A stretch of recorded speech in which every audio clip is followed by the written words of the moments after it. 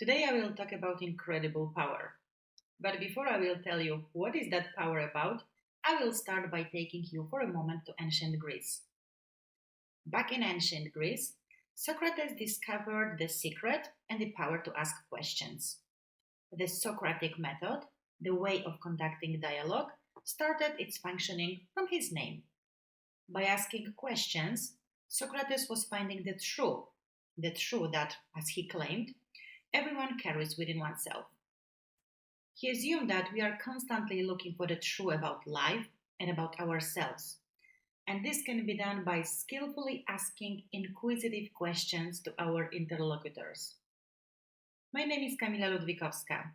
As a coach, I work with questions on a daily basis because they create a space for mutual understanding and getting to know oneself.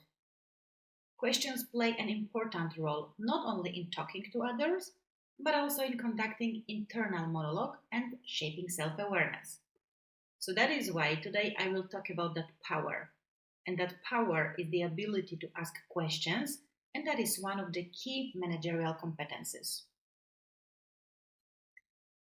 Almost every day, as managers, we conduct dialogues in which one of the key issues is played by questions.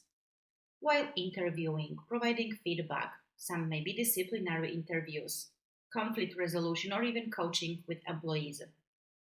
So, knowing how to ask the right question, that is a misery that guides us to important answers. And real dialogue and ability to listen are characterized by highly developed competence to analyze, draw conclusions, and communicate based on exactly constructive questions. Let's go back to the past for a moment again, but not so far. How did we stop asking questions? When we were young, the questions in our heads were coming continuously, and we were asking them just right away. We wanted to know as much as possible and get the answer as soon as possible. Over the years, however, we were somehow disciplined for asking questions. For example, at school bench, we were taught not to ask too many questions or not ask them at all, but just focus on what is reality. Even in adulthood, for example, when going to an interview, we are often asked questions at the end of the conversation, and the one of them is, do you have any questions? But it doesn't build a space for dialogue.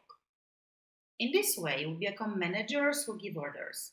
The managers who tell people what to do, when to do, how to do. Even there are companies where managers really know little about their employees. And the only questions that employees hear are, for example, why is it not done yet? Why haven't you done what I ordered? Why are you late?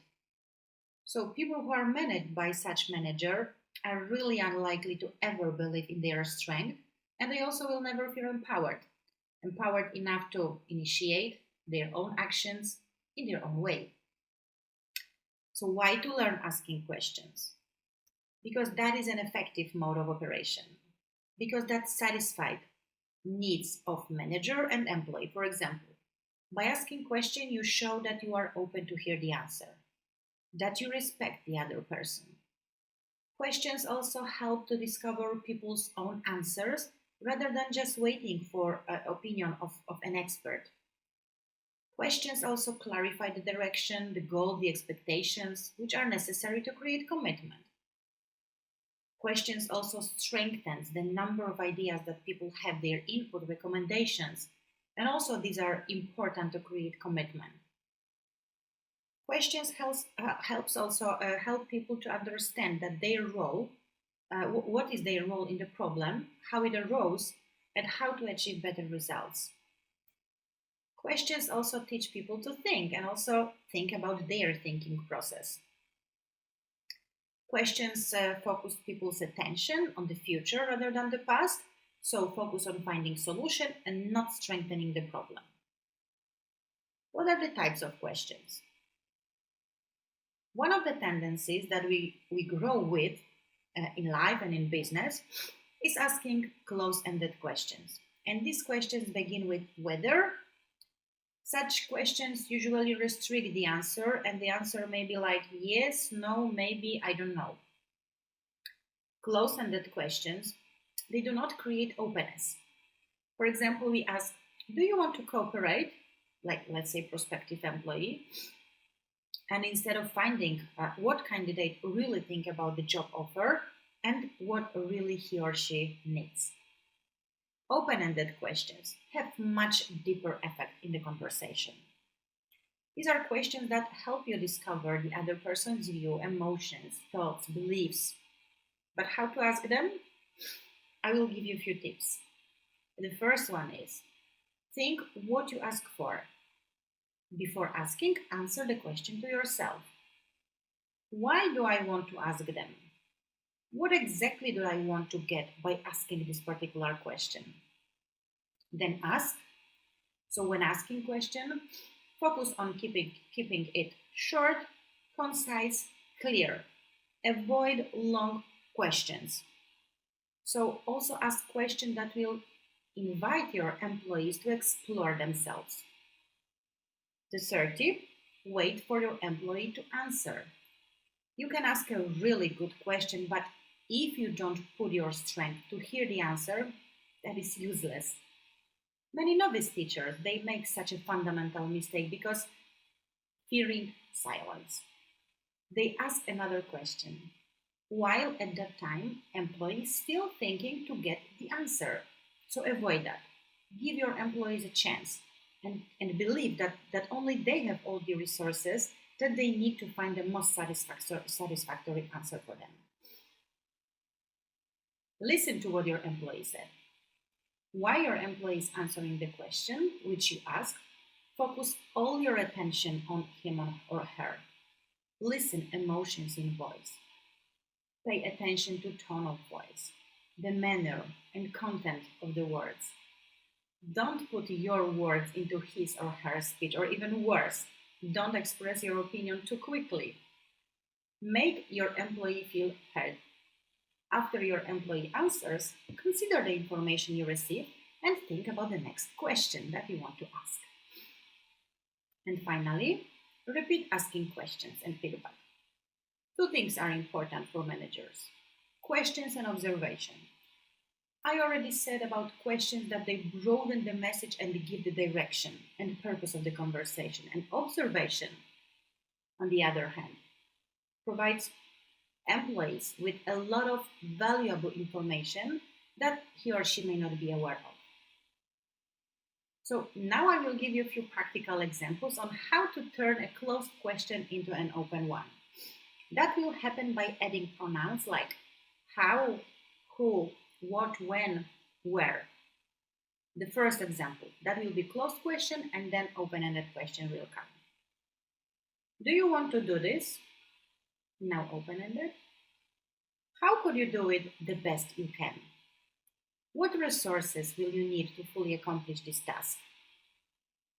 Another closed question. Have you achieved what you intended? And now open. Tell me, how did you achieve what you intended? Or what was necessary for you to achieve what you intended? Another example of question, maybe during performance appraisal. Have you already completed this project? Did everything go according to plan? So instead of that, ask, to what extent did you manage to implement this project? How do you feel about your achievement and what can you do next? What would you like to improve in the implementation of similar project in the future? Remember also to focus your questions on learning, not judging. And I will give you again examples. What are you doing wrong in this situation? Now, it starts with what. However, that what and the words which are coming later sounds like judging. So it's better to ask, what can you do about it? Another example, what is making you not moving? Again, it starts with what, so like open-ended question, however, it sounds really judging. So it's better to ask, what valuable experiences you can learn from this situation? The questions make us realize what we really want at work and at life. In life. It's really amazing how people function when they know that they are listened to, and questions are key for that. So, if you want to become a great manager, start asking important, strong questions. The questions will do what they are supposed to do, and the whole transformation will occur during the silence after asking the question.